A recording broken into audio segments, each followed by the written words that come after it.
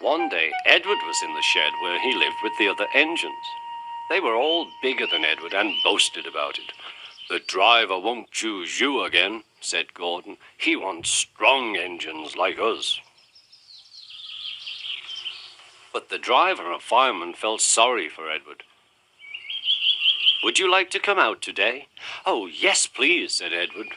So they lit his fire, made lots of steam, and Edward puffed away.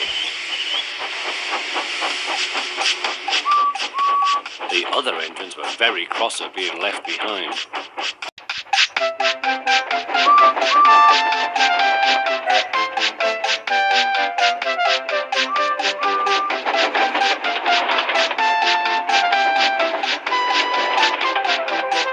Edward worked hard all day.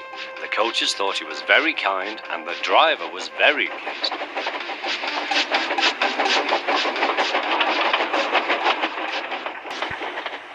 "I'm going out again tomorrow," Edward told the other engines that night. "What do you think of that?"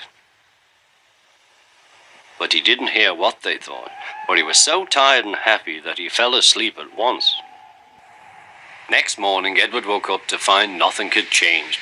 Gordon was still boasting.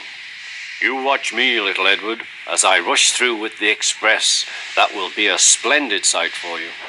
Goodbye, little Edward. Look out for me this afternoon."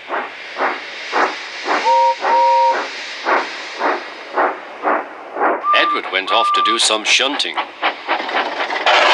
Edward liked shunting. It was fun playing with trucks. He would come up quietly and give them a push. Then he would stop and the silly trucks would go bump into each other. "Oh!" they cried. "Whatever is happening?"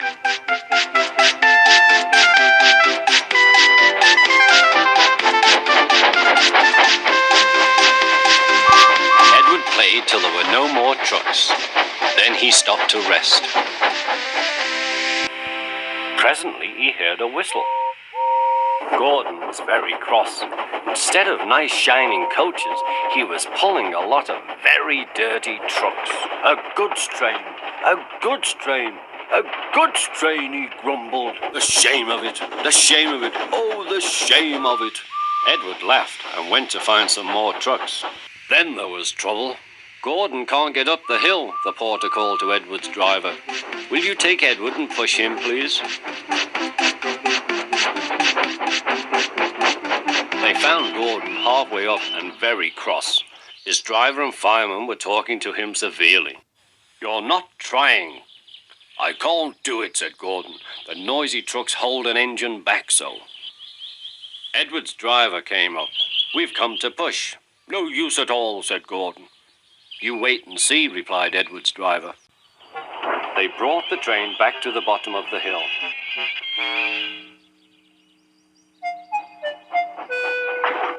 "I'm ready," said Edward. "No good," grumbled Gordon. They pulled and pushed as hard as they could.